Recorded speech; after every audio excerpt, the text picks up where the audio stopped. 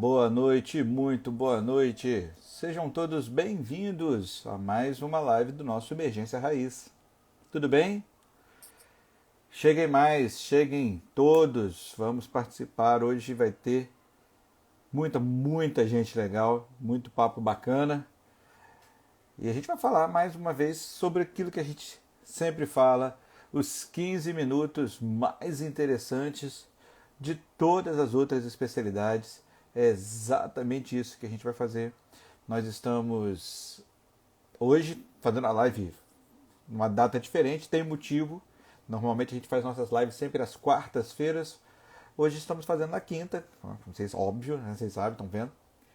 Que nós tivemos aí dois motivos. O primeiro foi o convite da Liga de Pneumo, lá de Boa Vista, para a gente conversar com eles. E a gente combinou essa data, hoje, quinta-feira. Vamos falar sobre Covid. E o segundo é que ontem, quarta-feira, a gente estava na gravação ao vivo e gravado, né? Estava fazendo o curso ao vivo e gravando o nosso AVM do Zero, o curso que a gente está oferecendo aqui pela Emergência Raiz, para quem está começando em ventilação mecânica, poder se desenvolver, poder fazer tudo. A primeira turma estava lá presente, foi maneiro, foi top, e segue aí, uma felicidade enorme. Se você é da nossa primeira turma, muito obrigado por você ter participado. Deixa eu colocar aqui no papo a galera da Liga de Pneumo. Deixa eu ver aqui se eles já estão online, para a gente botar aqui na nossa conversa e fazer a coisa acontecer. Ainda não estou encontrando-os aqui, mas daqui a pouco eles estão chegando e a gente vai curtir muito. A ideia hoje é conversar sobre Covid, né? O manejo do Covid na emergência. A gente já tem uma lista aí de todos os pré-assuntos determinados, e tendo mais perguntas, tendo mais interação, a gente vai colocar tudo aqui na conversa, vai colocar tudo aqui no papo, porque aqui não é Nutella, aqui é a raiz. A gente vai tentar estabelecer e cobrir o máximo de coisas possíveis, sem ficar de mimimi, sem ficar falando de coisas fada do dente, aquela coisa que nunca acontece. Nossa, vamos falar aqui de ECMO. Pô, a gente pode até falar de ECMO, mas na moral, não é isso que você tem aí na sua realidade, no seu PS, não é isso que você tem aí provavelmente na sua UPA, na sua UTI, na sua cidade do interior. Então, se você está numa UTI de altíssima complexidade, porra, super legal, super bacana, que bom que você tem todos os recursos fada do dente a seu dispor. Mas se você não está, também é pertinente e importantíssimo, e esse é o nosso objetivo aqui no Emergência Raiz, que você saiba se virar com o recurso que você tem. A galera tá entrando aí, o Vitor Dalla, especialista em clínica, meu ex-residente, gente boníssima, brilhante médico hoje, tá aí na área. Lucena Júnior, boa noite, Lucena, boa noite, Marcos Laércio, Ever Grilo, Arthur Felipe Lima, todo mundo chegando, Dr. Vitor Melo, mas quem está aqui? Bruna Rob Pires.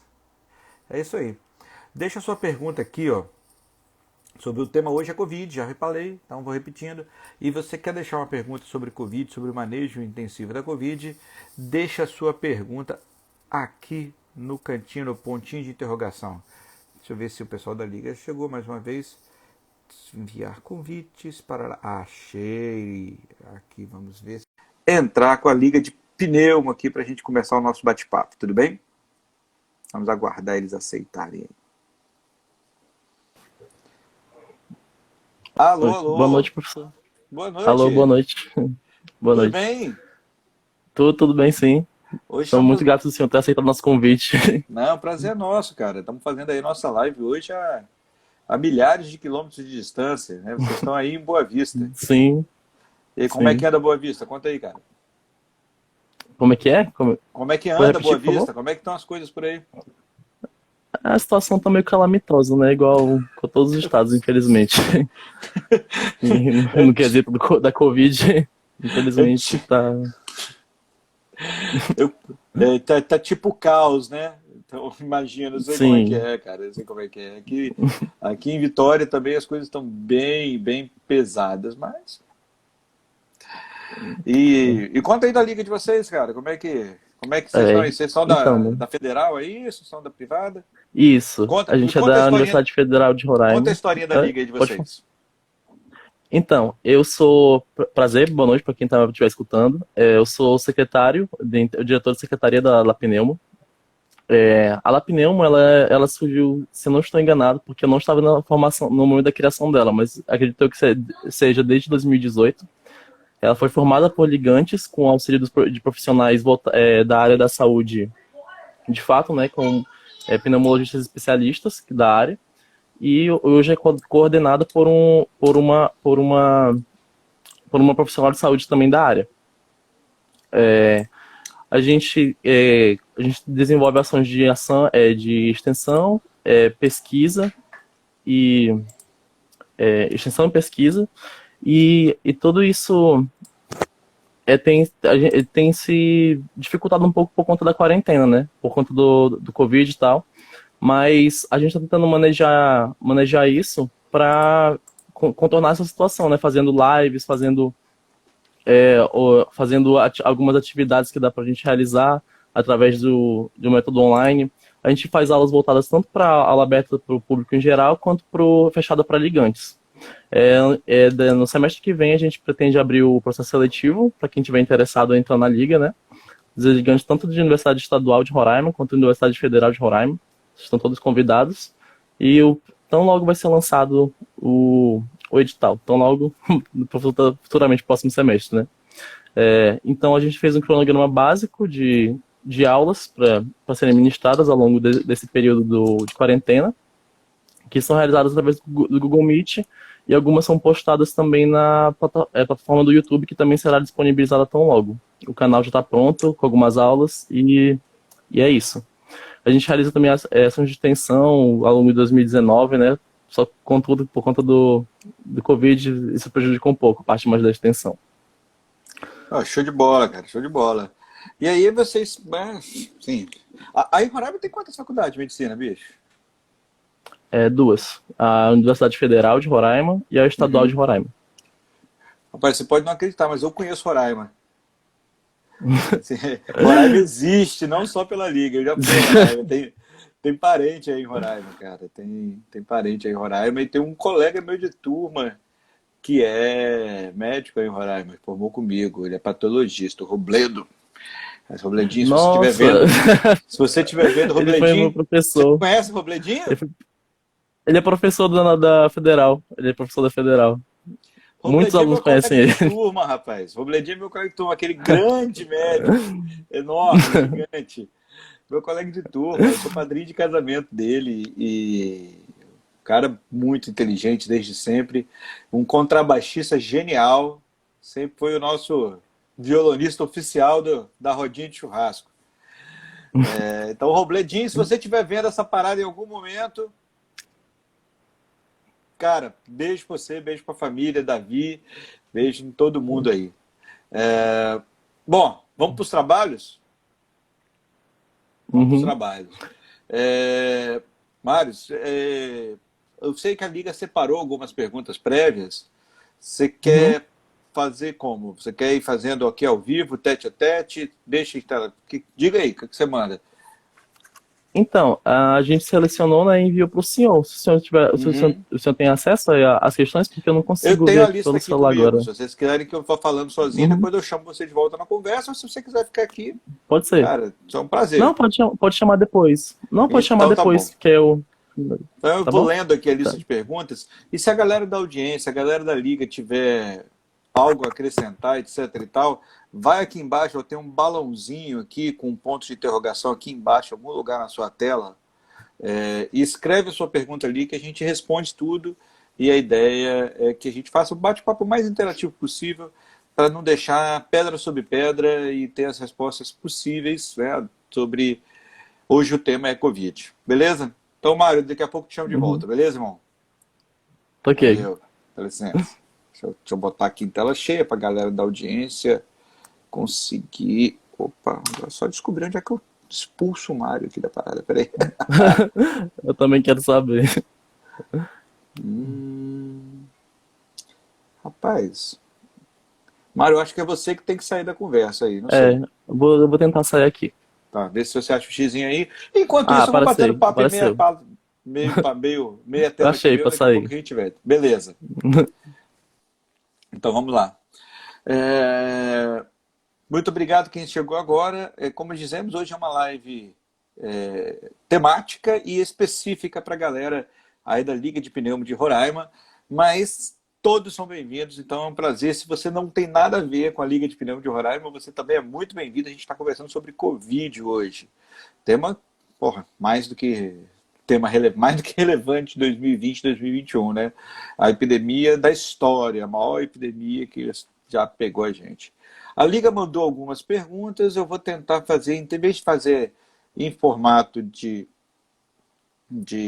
explanação corrida, eu vou fazendo perguntas e respostas.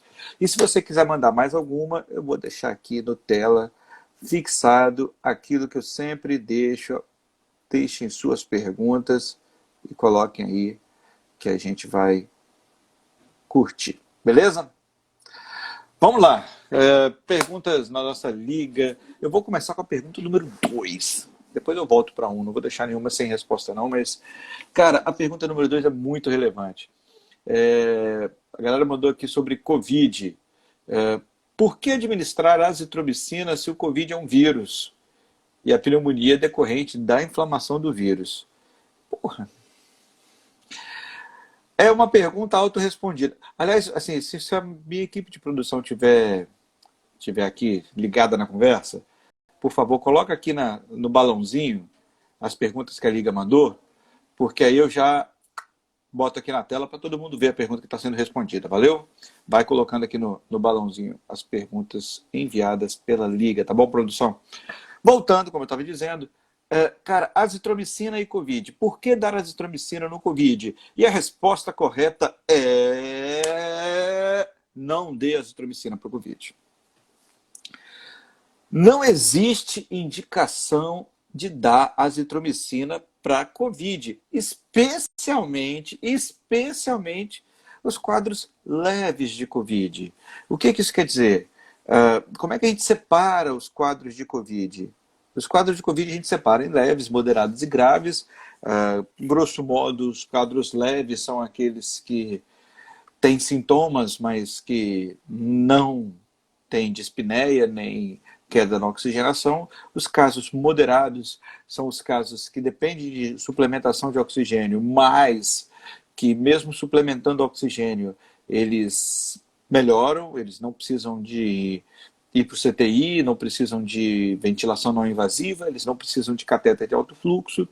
E os casos graves são aqueles que precisam de VNI, catéter de alto fluxo, quiçá precisam ser entubados e sedados, e é aquele caos que a gente está passando no Brasil todo.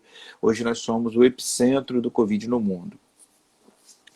A azitromicina para o vírus do Covid, o efeito é absolutamente nulo, igual a zero, rosca, nothing, nada. Então, assim, não tem recomendação nenhuma de dar azitromicina para o Covid. Eventualmente, pode acontecer uma superinfecção em cima da infecção viral. Superinfecção, para quem está acompanhando a gente, não está acostumado com o termo, não é uma infecção com superpoderes. Eu sou o Superman, eu sou o Batman. Não, não, não. Se bem que o Batman não tem superpoder, né? O Batman só é rico. Mas eu sou o Superman, eu sou a Mulher Maravilha, eu sou o Wolverine. Não, não. Não é uma superinfecção, quando a gente é um termo que em medicina a gente não fala para superpoderes, a gente fala para uma infecção muito forte, não é isso. Superinfecção é uma infecção superposta a outra. Então, assim, se eu já estou infectado por Covid, e aí eu pego uma segunda infecção naquele pulmão, naquela garganta, naquele qualquer lugar, em cima da infecção do Covid. Então, é uma superposição de infecções, e a gente chama isso de superinfecção. A superinfecção no Covid é rara. A superinfecção no Covid é rara, rara, rara. Estima-se que em casos leves de Covid, a incidência de infecção bacteriana em cima da superposta à infecção viral é em torno de 3 a 5% no máximo. O que isso quer dizer? Isso quer dizer que em 3 a 5% dos casos apenas a gente vai ter uma bactéria em cima ali do vírus, tá? Então, por tabela, 97% aproximadamente das infecções leves por Covid não tem superinfecção e não tem indicação de azitromicina. Se você tiver uma superinfecção, especialmente se for uma pneumonia adquirida na comunidade, como superinfecção, ou seja, como infecção superposta à infecção viral, aí sim você vai tratar do jeito que a gente trata a pneumonia adquirida na comunidade. Que hoje em dia, na maioria dos protocolos, a gente vai usar aí provavelmente um macrolídeo, se for uma pneumonia leve, ou um macrolídeo associado com um beta-lactâmico nas pneumonias mais graves. Uma superinfecção em cima do Covid, via de regra, é uma pneumonia mais grave. Então, nestes casos, e somente nesses casos, a gente vai ter indicação de fazer aí provavelmente o esquema mais comum que a gente vai ter aí, o esquema ceftriaxone com azitromicina, né? O Rocephin com ácido, o ceftriaxone com ácido. Esse é o esquema que vai ser ideal para os casos, repito, de 3 a 5% que são superpostos. Goltara, como é que eu sei se o caso está superposto ao Covid? Como é que eu sei se a coisa está funcionando?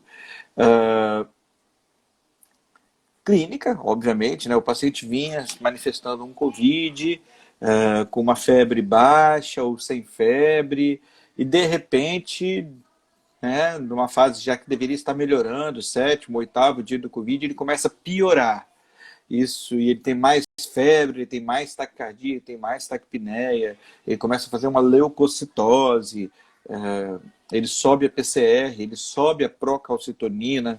A clínica é relevante, então essa piora da clínica pode ser um sinal de superinfecção. A piora da secreção, né, a piora do catarro, o paciente que tem... O Covid, normalmente, ele não dá uma tosse muito secretiva, digo até por experiência própria, porque eu tive Covid. Ele dá uma tosse quase que seca, com pouco catarro, de repente o paciente começa a ter muito catarro, isso pode ser um sinal de superinfecção. E também temos a questão da imagem, né? O paciente tinha lá uma tomografia que só tinha vidro fosco, e aí, de repente, no meio dessa fase, o paciente teve essa piora clínica, teve essa piora de catarro, teve essa piora de exame físico, você vai fazer uma infecção, vai fazer uma nova tomografia e aquilo que era vidro fosco já começa a comparecer com consolidação. Então, se está consolidado, meu amigo, pode ter certeza, isso não é meramente o Covid, aí já tem superinfecção bacteriana, e aí, nessa situação, sim, você vai ter a indicação de fazer a cobertura de antibiótico, né, de antimicrobiano, e o esquema, aí sim, nesses casos, vai provavelmente envolver um macrolídeo, poderia ser claritromicina, poderia ser azitromicina, e aí você rola. A Carol Kita está perguntando quantos pacientes eu atendi com Covid. Carol, perdi a conta já. Eu estou diretamente, né, os indiretos eu nem sei, não posso nem fazer. Os indiretos eu não sei nem fazer conta, mas diretamente eu coordeno uma unidade de UTI Covid que já está, são 40 leitos, a unidade de terapia intensiva.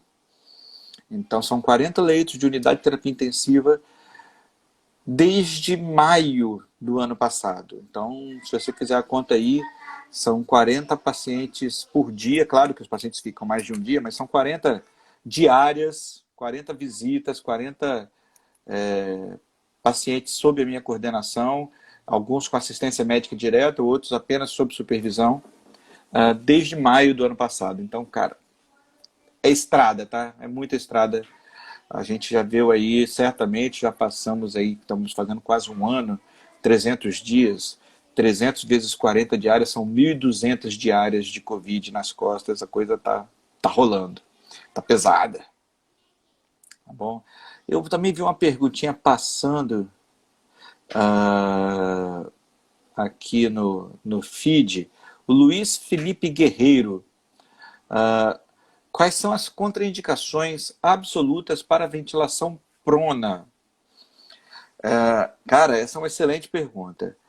Instabilidade hemodinâmica grave, ela é uma contraindicação porque você não consegue sequer mobilizar esse paciente, né? Paciente com dose supra de nora, usando já o segundo vasopressor, esse paciente, se você só encostar nele, praticamente ele já tem o risco de ter piora na instabilidade hemodinâmica. Gestantes não podem ser pronadas. Grandes obesos, às vezes, têm dificuldade de serem pronados. Pacientes com traumas torácicos têm dificuldade de ser torado. E tem que lembrar, assim, mais do que a dificuldade de ser pronado, Luiz, a questão de que tem pacientes que não respondem à posição prona. A posição prona, para quem não sabe, pegar o paciente, em vez de estar entubado já a essa altura, sedado, provavelmente curarizado com bloqueio neuromuscular, e botar ele de barriga para baixo para ele ventilar. Por que a gente bota de barriga para baixo? Porque esse paciente, quando ventila de barriga para baixo, a face posterior do pulmão fica livre dos efeitos gravitacionais. E ficando livre dos efeitos gravitacionais, ela respira melhor. A maior parte do pulmão está na face posterior. Então você bota livre a maior parte do pulmão. Se você for pensar em termos de evolução das espécies, os outros mamíferos, né? Eu acho que, se não o único, um dos únicos mamíferos que anda de pé, que é bípede, somos nós, os humanos. A maior parte dos mamíferos é quadrúpede. E por que eu estou lembrando dessa história? Porque quando você está literalmente sobre 4 apoios, de 4, você tem a face posterior do pulmão naturalmente. Essa é uma coisa da natureza, colocado para cima. A face posterior do pulmão está apontada para o céu. Essa é a posição que o pulmão foi selecionado aí, em seleção natural, ou criado, dependendo da sua convicção fisiológica, teológica, aí, da divindade, não vou entrar nesse ponto. Mas essa é a posição que o pulmão foi colocado para ser. Ele foi colocado para ser colocado para cima. Então, quando você bota o pulmão para cima e não para baixo, você libera toda a face posterior do pulmão, que representa a maior face do pulmão. Você tira o peso do mediastino, do coração, dos vasos, sobre o pulmão, porque lembrar que o coração está aqui, o coração é anterior, e melhora várias coisas. As contraindicações, gestante, traumas, mas instabilidades hemodinâmicas graves, mas talvez o mais importante do que contraindicação é você realmente avaliar se o paciente responde à prona. Nem todo paciente vai responder bem à prona. Se o paciente está tão mal, porque prona não é coisa para quem está bem. Se o paciente está tão mal, de barriga para cima quanto de barriga para baixo, volta com ele de barriga para cima, volta com ele para supina, porque é mais fácil você lidar, examinar, fazer tudo. Tá bom? É isso. Vamos lá, vamos lá. Vamos botar as perguntinhas na tela. A produção já está colocando algumas perguntinhas na tela aqui. Agora elas estão surgindo aqui bacanas. Olha aqui, ó. A Camila Taliuli. Critérios de internação em UTI ou em enfermaria para o Covid. Vamos começar pela enfermaria. Paciente que tem a saturação menor aí do que 94% em ar ambiente, ou que qualquer necessite de suplementar oxigênio, ele vai ter indicação de enfermaria, ele tem indicação de estar hospitalizado. Então, a maioria das hospitalizações por Covid, ela se dá justamente pela questão de necessidade de suplementar o oxigênio para o paciente. Então, suplementando o oxigênio para o paciente, a gente vai, obviamente, ter que deixar internado, não dá para fazer isso em casa. Quando é que a gente suplementa o oxigênio? Nos pacientes que têm saturação caindo, que têm saturação baixa, menor que 93, menor que 94. Outros casos também são importantes, porque eles demandam observação, mesmo que o paciente não esteja dessaturando, mesmo que o paciente não esteja com hemoglobina baixa. Então, por exemplo, se o paciente não está dessaturando, se o paciente não está com hemoglobina baixa, mas ele está dispneico, ele está com uma febre alta, persistente, se ele tem fatores de risco, como idade avançada, como obesidade, se ele tem taquipneia significativa, uma taquipneia aí acima de 20, 25 frequências de incursões por minuto, se ele tem uma taquicardia acima de 100, esse paciente merece estar sob vigilância constante e aí ele já merece ir para o hospital, estar na enfermaria. Da enfermaria, quem é que vai para o CTI? Os pacientes que precisam de um aporte de oxigênio alto, né? Via de regra acima de 3 a 5 litros por minuto de oxigênio, paciente que precisa de mais do que 3, 5 litros de oxigênio por minuto. Ele precisa ir para a UTI. Os pacientes que precisam de receber ventilação não invasiva precisam ir para a UTI. Os pacientes que precisam de receber o catéter nasal de alto fluxo precisam ir para a UTI. Os pacientes que estejam com superinfecção, apresentando sepse, precisam ir para a UTI. Qualquer paciente que tenha disfunção orgânica, oligúria, delírio, precisa ir para a UTI. E aqueles cujos já tenha insuficiência respiratória se instalando, né? Com uso de musculatura acessória, batimento de aleta nasal, tiragem intercostal, esforço muscular, fala entrecortada. Esses pacientes todos precisam ir para a UTI. Tá bom, Camila? Eu espero ter respondido a sua dúvida aí. Vamos à próxima pergunta.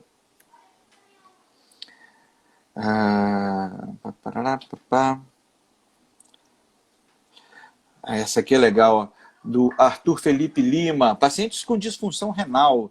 Existe algum mecanismo de lesão renal diretamente causada pelo vírus? Sim. Sim, a gente já tem visto evidências de que o vírus ele não é um vírus respiratório. Ele é um vírus que predominantemente acomete a, a parte respiratória, ele se transmite por vias respiratórias, né, por gotículas, aerosóis, por contato, mas ele já foi isolado e a gente já percebe lesão diretamente causada pelo vírus do Covid em outros órgãos da distância. E, particularmente, a questão da lesão renal é grave. Por quê? Porque a gente tem visto que pacientes que têm Covid e que evoluem com insuficiência renal aguda ou crônica, que agudizam, eles têm um prognóstico particularmente pior. Triste, né? Também acho. Então, sim, pacientes, existe mecanismo direto de lesão renal. Cara, é legal a gente fazer essa sessão de perguntas e respostas, porque a doença é muito recente e a gente já tem muito coisa surgindo, muita coisa legal. Pô, já tem uma vacina, já tem um monte de coisa em curtíssimo espaço de tempo. Se você for considerar o tempo que temos de Covid aí, um ano e pouco, realmente é surreal o quanto a medicina já conseguiu fazer de trabalho científico, de trial, desenvolver vacina. Então, assim, a gente já tem muitas respostas. Não temos todas ainda, né? Só tem, né? É um bebê que não tem 2 anos ainda. Se fosse um bebê, eu ainda estava na fralda, o Covid. Então, é muito novo, é muito novo. A gente vai ter algumas respostas mais consolidadas provavelmente em 5, 10 anos. Essa é uma doença que veio para ficar, tá, gente? Ela não vai ser erradicada tão cedo. A vacina vai controlar nosso problema, a vacina vai minimizar as questões, mas erradicar vai ser difícil. A gente vai usar máscara por um bom tempo. Enfim. Vamos lá. Deixa eu ver aqui, próxima pergunta aqui.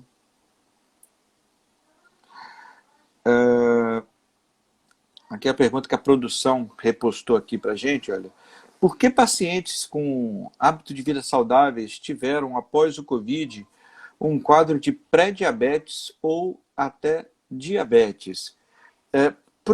Bom, como eu estava dizendo agora há uns minutos atrás, 1 minuto atrás, a gente não sabe tudo sobre o mecanismo fisiopatológico da doença e de suas consequências. Isso está acontecendo agora e a gente está descobrindo ainda.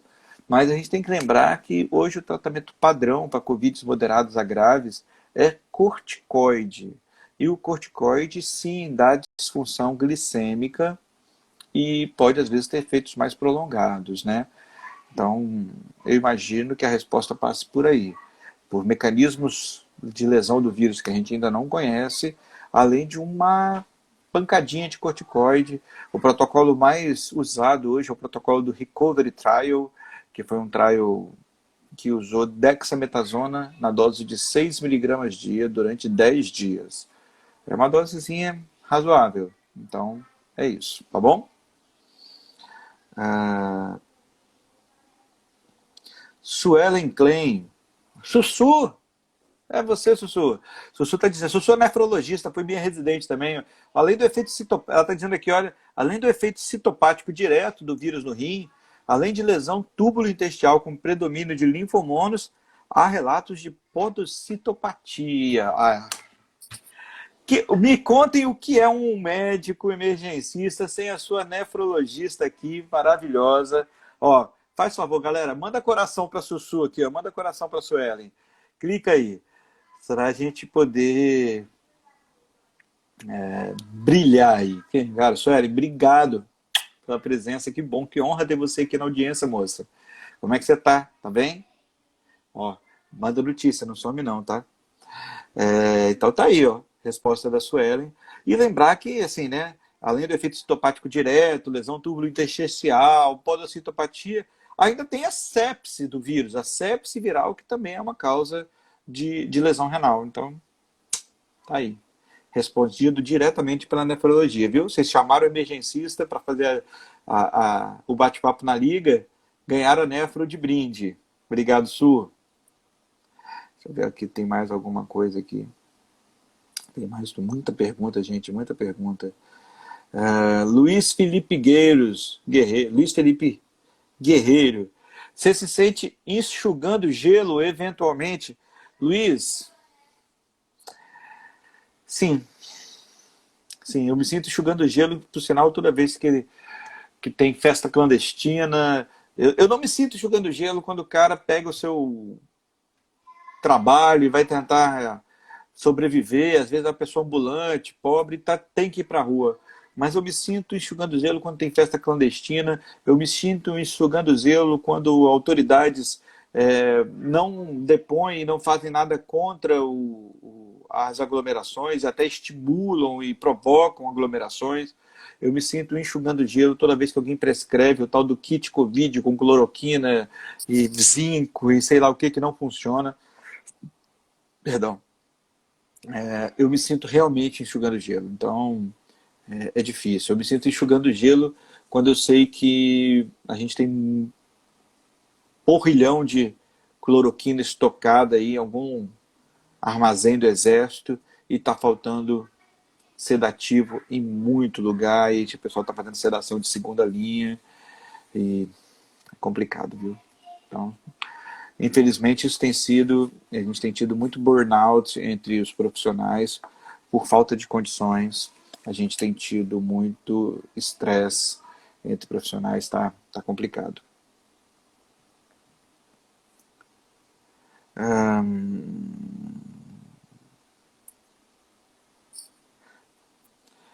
Produção aqui, né? Nossa superprodução deixou mais uma pergunta aí repassada. Como funciona a circulação extracorpórea no tratamento do Covid?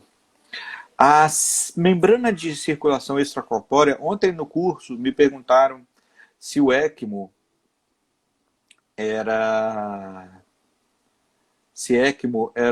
podia ser considerado um respirador mecânico, porque normalmente a gente só faz ventilação mecânica, que a ventilação é apenas o ato de mobilizar o ar, de entrar e saída do ar, e não faz troca gasosa, né? Você pode fazer essa entrada e saída de ar ficar o mais rebuscada possível, o mais afinada possível, de modo que a troca gasosa seja facilitada, mas em última instância, quando você bota o paciente no ventilador, você não está fazendo a troca gasosa, você está fazendo apenas vento rebuscado, afinado, de uma forma que você possa facilitar a troca gasosa. E para quem não lembra, a troca gasosa tem um nome, chama-se hematose. Aí me perguntaram assim, A ECMO poderia ser considerado um respirador, já que ela faz a troca gasosa, já que ela faz a hematose, né? A ECMO é a sigla para oxigenação por membrana extracorpórea, oxigenação por membrana extracorpórea. Para quem não está acostumado, eu sei que tem galera de liga aqui, galera de academia, que ainda não está no ciclo clínico, internato, nem na residência, e ECMO é fada do dente, eu sempre uso essa expressão, a ECMO é fada do dente em 99% dos serviços do Brasil. A oxigenação por membrana de troca extracorpórea é, grosso modo, como uma diálise, só que é de gás.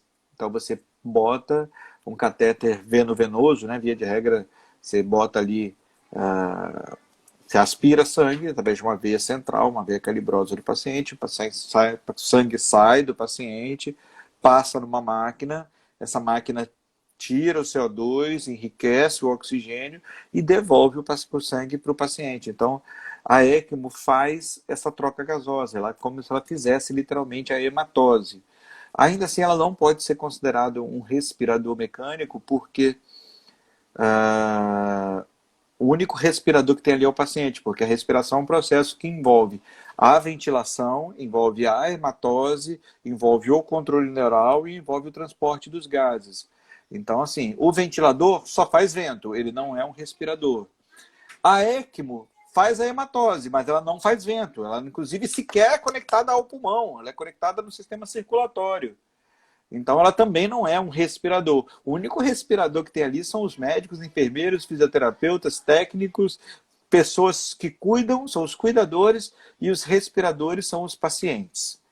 Tá? É o único respirador que tem ali na sua UTI, na sua emergência. Ventilador é outra coisa, ECMO é outra coisa.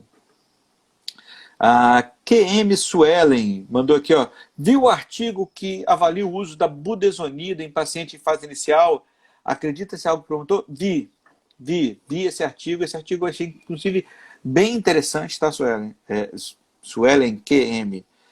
Acredito ser algo bem interessante, porque é o mesmo racional de dar o corticoide sistêmico, né? Você fazer uma inalação com corticoide para você diminuir a inflamação pulmonar. Faz muita lógica, faz muito sentido. Acredito ser algo promissor, sim, mas esse artigo teve, se eu não me engano, se minha memória não estiver me traindo, 70 e poucos pacientes. Foi um N pequeno. Esse é um artigo que precisa ser reproduzido em larga escala, porque sim, a ideia faz sentido, sim, tem plausibilidade científica, sim, tem uma coisa na base ali, que, né, se o corticoide sistêmico funciona, por que não inalatório? Tem uma coisa na base que pode funcionar. Sim, os artigos menores, aí com 70 pacientes, parecem ter sido interessantes, mas ainda são artigos menores. Eu acho que ainda não dá para sair recomendando nebulização com corticoide para todo mundo, não. Mas eu estou ligado, eu estou vigiando aí. Eu acho que hoje na página, inclusive, teve um post sobre isso, sobre como fazer leitura de artigos. Pelo menos a gente preparou, não sei se a produção colocou já no post, já colocou no ar essa parte, se não colocou, vai entrar, sobre como fazer leitura de artigos científicos. Eu estou ligadão nesse tema, porque eu acho que ele tem muita promessa de dar certo. O Marcos Laércio colocou aqui, ó, se eu vi que em Manaus uma médica nebulizou cloroquina e o paciente morreu. Cara, eu vi. E eu acho, assim, deplorável.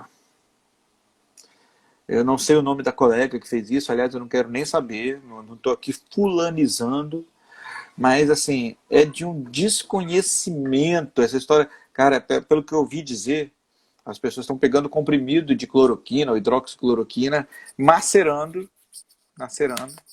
bota lá, né, socador de alho, o pessoal chama socador de alho, mas o nome técnico é pilão e pistilo, né, bota lá, faz o pozinho, pega o pozinho, bota com soro fisiológico e nebuliza.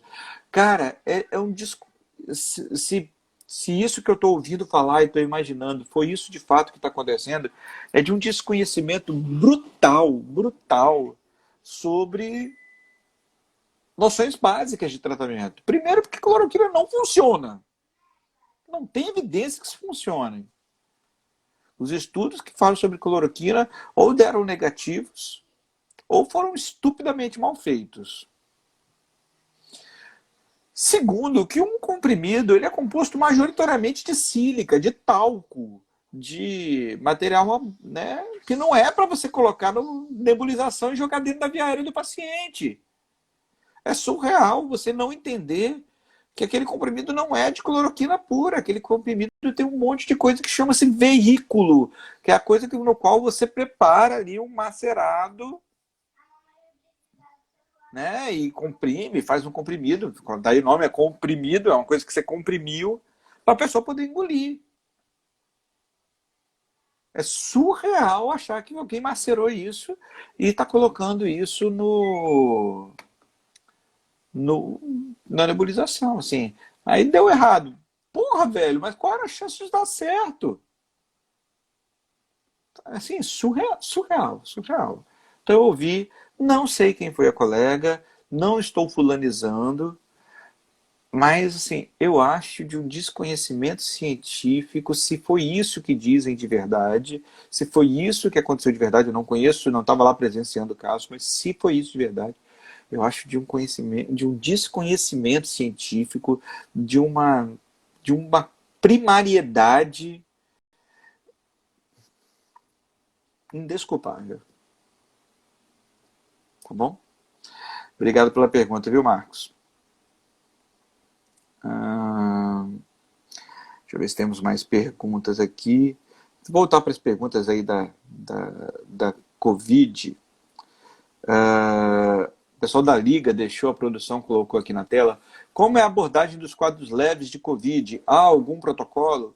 Casos leves de Covid que não dependem de oxigênio, eles têm que ser tratados na base do sintomático, mais nada.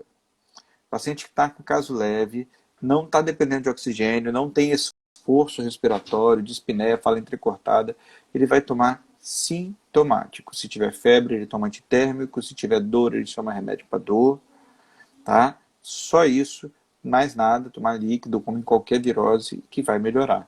Eu tratei a minha Covid, e a minha Covid não foi nem tão leve assim, à base da dipirona. Eu tenho as fotos para provar dos meus controles. Vou postar isso qualquer dia desses. Tá bom, galera? Então, o protocolo é vigilância e sintomáticos, mais nada. Tá? Mais nada. Beleza? Vamos deixar mais perguntas aqui. As vacinas, as novas variantes estão inclusas na vacina? As novas variantes, como diz o nome, são novas. Então a gente ainda vai ter que fazer testes e observar. Parece que sim, parece que as novas variantes são cobertas, sim, em maior ou menor grau, pelas vacinas que a gente tem disponíveis. Mas essa é uma pergunta mais complexa do que parece. Por quê? Primeiro, novas variantes são novas no plural. Tem a de Manaus, tem a da Inglaterra, e entre outras, né? A P1, a B117, enfim. Tem variantes, tem a da África do Sul, tem mais de uma nova variante. Então, a gente vai ter que testar uma por uma, não tem jeito. Segundo, tem mais de uma vacina também. A gente tem Coronavac, a gente tem a Pfizer, Moderna, a gente tem da BioNTech, a gente tem a Pfizer, BioNTech, da Moderna, a gente tem a vacina da AstraZeneca, a gente tem a tal da Covaxin, que parece que não é tão boa assim. Então, assim, não dá para ter uma resposta geral para isso aí. Cada variante e cada vacina vai ter que ter o seu teste. Então, cada uma dessas vacinas, cada um desses laboratórios vai ter que testar a sua vacina para todas as variantes surgirem. Mas as primeiras impressões parece que sim, parece que as novas variantes vão ser cobertas pelas vacinas, sim. Oremos, tomara que sim.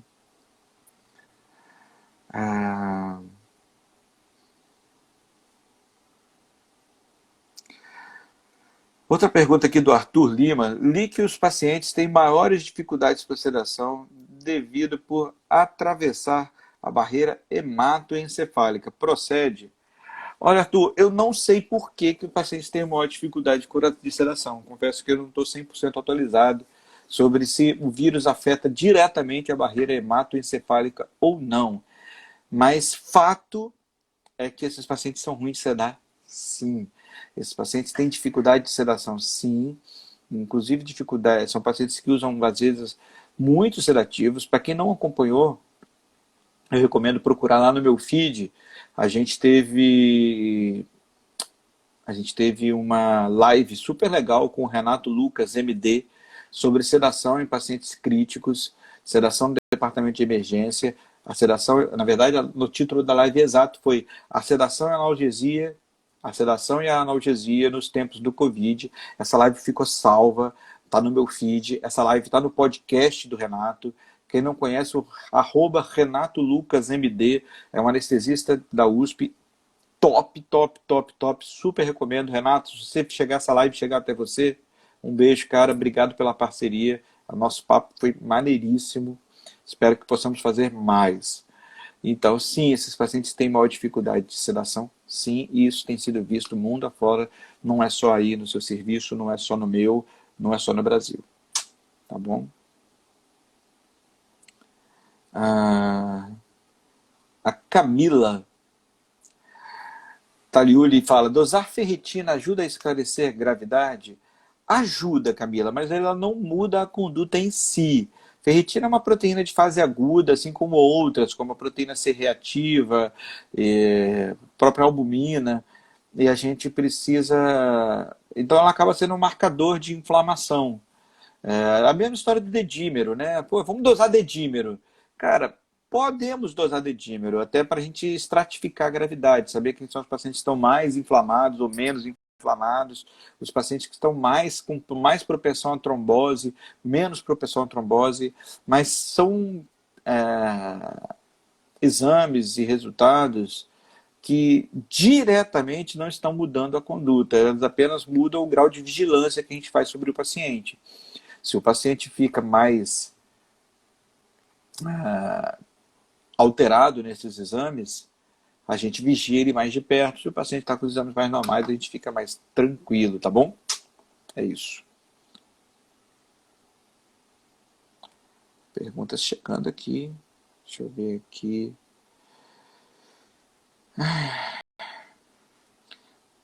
Essa pergunta é ótima. A pergunta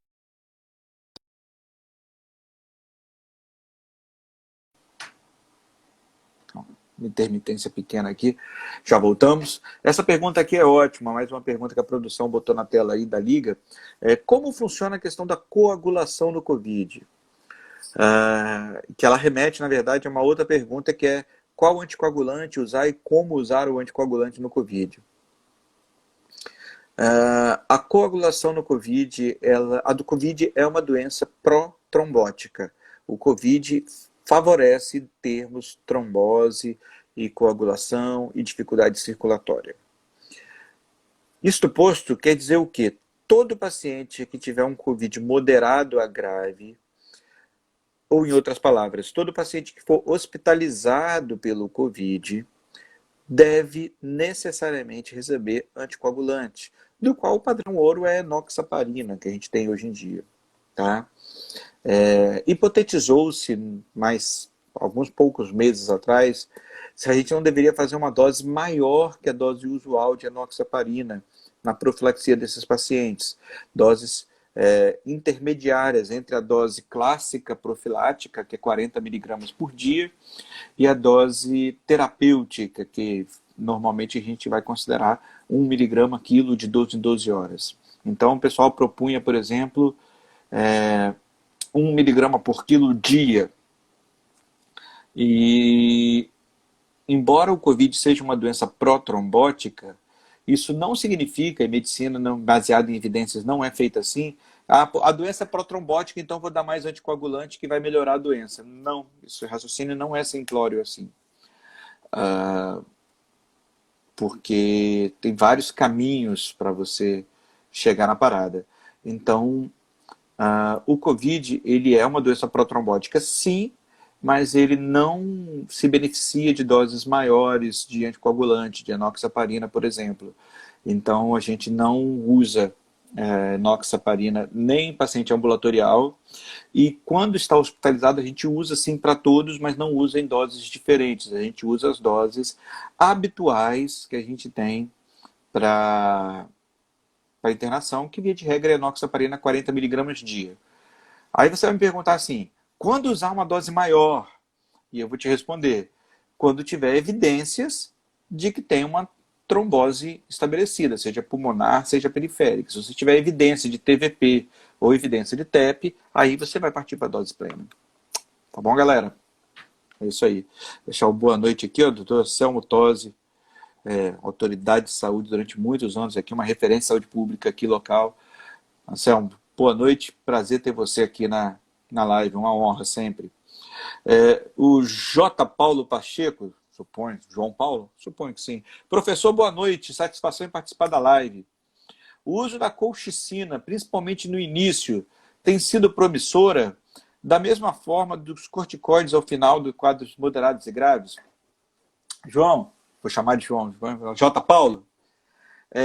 J. Paulo, a parada é a seguinte, a colchicina foi muito promissora, foi muito promissora não, teve sua plausibilidade no começo, e aí teve um grupo lá do Canadá que soltou um press release, né, um comunicado de imprensa, dizendo que a colchicina tinha diminuído em 50% o índice de evolução para intubação orotraqueal.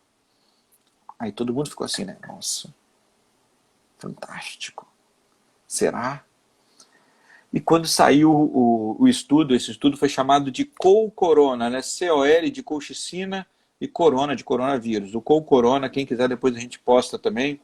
Quando saiu o COL-Corona, a verdade dos fatos é que o resultado era muito pior do que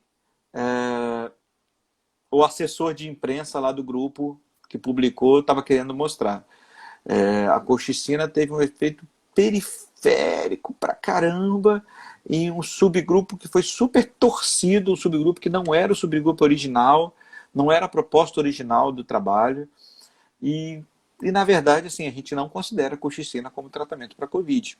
Tá? Então, assim, o estudo, grande estudo, que parecia ser promissor e sobre o qual fez-se um auê na imprensa, estimulado inclusive pelos próprios autores, no final e ao cabo, quando a gente foi ver os dados e os números, ele não era tão bom assim, ele, pelo contrário, era um estudo com muitos vieses e que a gente não curtiu. Então, não, a gente não tem usado colchicina, nem em fase inicial, nem moderada, nem grave. O efeito dela, se houver algum, é muito marginal e é um efeito anti-inflamatório, do qual o corticoide já está cobrindo. Beleza? J. Paulo está falando que a transmissão cortou e está dando choro, carinha de choro aí. Vai ficar gravado e vai para o IGTV depois, João. Depois você rebobina e puxa aí, tá bom, galera? Deixa eu ver se tem mais algumas perguntas. Mandem suas perguntas, mandem suas perguntas.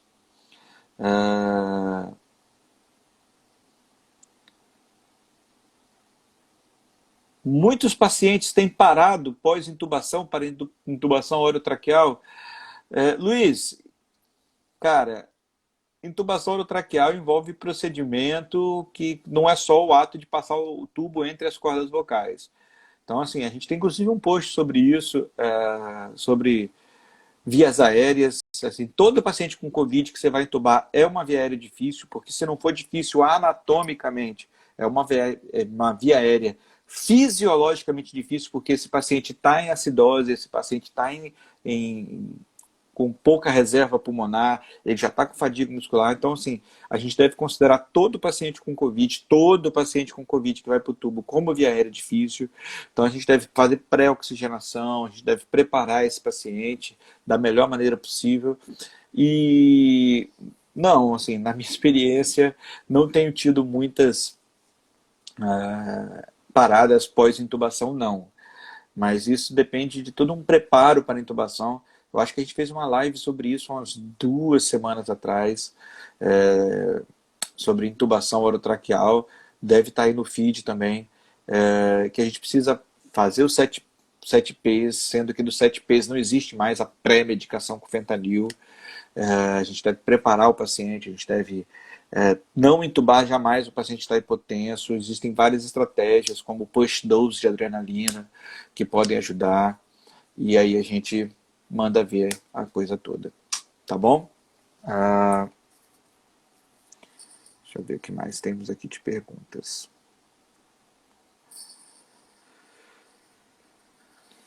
No seu serviço, vocês iniciam um bloqueador neuromuscular logo após a intubação com o intuito de titular e pronar o paciente?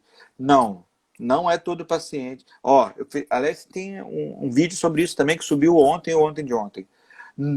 Vou falar com todas as letras. Bloqueador neuromuscular geralmente está errado. É mais comum você errar o bloqueador neuromuscular do que você acertar, tá? É mais comum você errar com o bloqueador neuromuscular do que você acertar. O bloqueador neuromuscular para entubar, ok, succinilcolina só para fazer o ato, isso é válido, mas manter o paciente bloqueado depois, via de regra, a gente evita, a gente reserva isso para os pacientes que não respondem bem às outras sedações, midazolam, fenta, propofol, ketamina, enfim, e a gente reserva isso para esses pacientes que não respondem bem às outras sedações, e a gente reserva isso para os pacientes que, além de não responder bem às outras sedações, que estão cursando com uma relação PF menor que 150, a despeito de otimização dos parâmetros da ventilação mecânica. Tá? Então, não. Bloqueador neuromuscular, não. Evitem. Né? Faço como exceção. A Suelen. No Covid-19, forma crítica com choque séptico, dexametasona ou hidrocortisona? Suelen, você me aperta e não, né? Me aperta sem me beijar. Mas, assim, não tem esse estudo head-to-head de hidrocortisona com dexametasona nos Covids que evoluíram para a forma crítica. Mas se você for para fazer equivalência de corticoide, via de regra, a gente usa 200 miligramas de hidrocortisona dia para os pacientes com choque séptico, principalmente aqueles com choque séptico refratário ao vasopressor, contra o outro hipótese seria 6 miligramas dia de dexa. E essa dose do choque séptico, ela é equivalente a mais do que 6 miligramas dia de dexa. Então, se você fizer a conversão. Então, nos pacientes que têm evoluído para choque séptico, e que a gente acha que tem indicação de tomar corticoide pela sepse, e agora eu estou dando a opinião de especialista, a opinião do Goltar, a opinião do Leonardo, eu tenho convertido o corticoide de dexametasona 6 miligramas dia via oral para hidrocortisona 200 miligramas dia via venosa, preferencialmente em bomba, correndo em 24 horas. Isso, eu tenho feito essa conversão, mas isso aí agora a gente já caiu numa coisa que não é baseada em estudos. A gente não tem um estudo falando especificamente disso aí. A gente tem estudos que fala que corticoide ajuda no choque séptico e fala que corticoide ajuda na Covid, só que o protocolo de um é um pouquinho diferente do protocolo de outro. Se as duas coisas coexistem, qual dos dois protocolos a gente usa? E aí eu estou respondendo a minha opinião de especialista. Eu tenho usado o protocolo de choque séptico. Beleza? Dica para reduzir taxa de TEP em pacientes com Covid e de pneumonia. São as dicas para reduzir taxa de TEP e de pneumonia em geral. Mobilização precoce, uso de enoxaparina profilática, uso dos bundles de prevenção de pneumonia associada à ventilação mecânica, como cabeceira elevada, como aspiração de vias aéreas, como desinfecção da via aérea com clorexidina oral, como uso racional de antibióticos, como uso de minimizar o dia de quantidade de dias que o paciente fica sedado, minimizar a quantidade de dias que o paciente fica curarizado, minimizar a quantidade de dias que o paciente fica entubado, tá bom? Essas talvez sejam as grandes dicas, tá, J. Paulo? Não tem uma grande dica específica para o Covid. Essa prevenção do TEP da pneumonia, ela é a prevenção do TEP da pneumonia de sempre, tá bom? Rapaz, eu acho que nós estamos com bastante pergunta. A Giselda deixou uma observação aqui, Giselda PL, fazer analgesia, sedação só não resolve. Giselda, 100% concordo, absoluto, em gênero, número e grau. Analgesia, aliás, talvez é interessante seja a gente falar o oposto, fazer analgosedação e não analgesia. Né? Dar muita preferência para o controle da dor e diminuir, no que for possível, a sedação do paciente, tá bom? Mas perfeito, concordo 100%. Tchan, tchan, tchan, tchan, tchan, tchan, tchan. Dose de corticoide em pacientes internados, já falei, 6 miligramas dia para quem não está chocado, de Dexa, e para quem está chocado, 200 miligramas dia de hidrocortisona, tá bom? É isso, é isso. Eu acho que tem uma última pergunta aqui, depois eu vou chamar de novo o nosso Marco para voltar para o nosso papo. O Arthur está falando que eu observei que pacientes com SARA por Covid, PIPs mais altos só pioram a driving pressure e a complacência.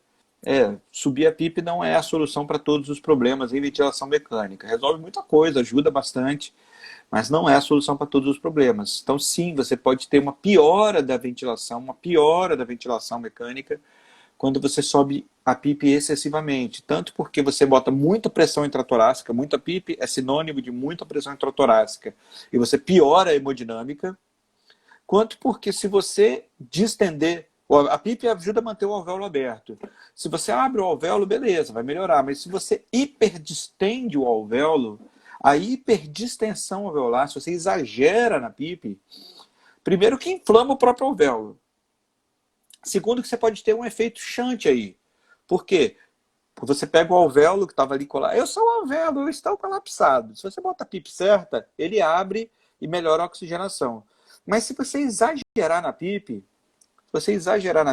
o alvéolo pode ficar hiperdistendido, e quando ele hiperdistende, ele vai comprimir o amiguinho dele que está aqui do lado, que é o capilar. Alvéolo fechado, não adianta, não faz oxigenação. Alvéolo aberto, legal. Vai fazer oxigenação, tem sangue passando aqui do lado, o oxigênio sai de dentro do alvéolo para o capilar e todo mundo fica feliz. Mas o alvéolo hiperdistendido, insuflado, além dele em si já ser um ponto de inflamação, e isso tem problemas, ele comprime esse capilar que passa aqui do lado, aí você tem uma região que está cheia de ar e não está fazendo troca gasosa nenhuma, assim, porque senão está passando sangue. Então, a gente tem que buscar uma PIP que gere a melhor driving pressure, a melhor complacência, a menor inflamação pulmonar possível, que não gere nem efeito espaço morto, nem efeito shunt. Qual que é a técnica para descobrir essa PIP ainda é fruto de debate, mas subir por subir não é a resposta. Tá bom? Galera, é isso, nós já estamos falando aqui há mais ou menos 1 hora. Deixa eu trazer de volta aqui a galera da Liga para o nosso papo, ver se a gente consegue dar seguimento aqui. Deixa eu ver se eles aparecem, se o Marco está aqui. Para quem, enquanto o Marco volta ou não volta, para quem não sabe, a gente tem feito nossas lives semanalmente aqui no Emergência Raiz, e a gente tem feito esse trabalho de levar o conhecimento sobre medicina de emergência e medicina intensiva para vocês aí via internet, que a ideia é justamente falar para você que não está no Sírio-Libanês da vida. Quando eu falo no Sírio-Libanês, eu estou falando do Sírio em si. O Sírio é um maravilhoso hospital, mas que é um mundo conto de fadas, né? Só tem coisas que só vai ter ali de ultra ponta, não tem nenhuma limitação de recurso, nem de tecnologia, nem de grana. Para você que não está no Sírio da vida, para você que não está no Einstein da vida, para você que não está no HC USP da vida, essas coisas são ultra top. E eu tenho certeza que 99% de vocês não estão. Eu não estou. E não tem nada contra quem está nesses lugares. É barneiríssimo. Eu queria que todo mundo fosse assim, mas não é. Então, assim, para você que está lidando com um ventilador mecânico ali, não é de última geração, para você que está na sua UPA, para você que está no seu PS, a gente tem feito esse trabalho de difundir conhecimento de medicina de emergência, conhecimento de medicina intensiva, conhecimento sobre pacientes graves aqui. Então, essa semana a gente está fazendo essa live aí com essa galera, com esse cara aqui, ó, gente boa pra caramba. Essa carinha de criança que eu também tinha quando eu fazia faculdade. Em medicina de emergência. E aí, Marco, deixar alguma pedra para trás, cara? Não, que isso, professor, foi ótima. Foi ótimo. Agradeço novamente o senhor pela disponibilidade aí para ministrar aula para a gente. A gente fica muito grato ao pessoal que colaborou com as perguntas, né? Não só porque a Liga mandou as perguntas que foram elaboradas pelos ligantes e por algumas pessoas que responderam nossos stories. Então a gente fica muito grato pela interação do pessoal. agradecer novamente, professor, e ficar de olho no Instagram da nossa liga, que tão logo a gente vai divulgar o nosso canal, que ainda é novo, e também em breve vai ser lançado o edital para ingresso na liga. A nossa liga trabalha com ensino, pesquisa de extensão, a gente faz ações voltadas para a comunidade, e hoje, inclusive, a gente está fazendo hoje, que eu digo, ao longo desse tempo do corona, a gente tem contribuído com uma ação de fabricação de espaçadores para auxiliar os médicos e profissionais da saúde. Vocês são muito bem-vindos, aqueles que quiserem ingressar, são muito bem-vindos, e é isso. É isso. Ó, obrigado pelo convite, estou sempre à disposição. Manda um beijo pro Robledinho, tá? Queria que tá aí em Roraima com vocês. Ok. Fala que o Goltara mandou um beijo. Depois eu conto os podres dele, ele conta os meus. Mandar um beijo para minha cunhada Letícia Presente, que está aí também, irmã da minha esposa, tá aí, mora aí em Boa Vista também. Beijo, Lê, tem sempre a Conexão Vitória Boa Vista. E é isso, gente. Galera, obrigado. Foi um prazer ter vocês aqui e até a próxima. Tchau, tchau. Até. Tchau, pessoal. Obrigado.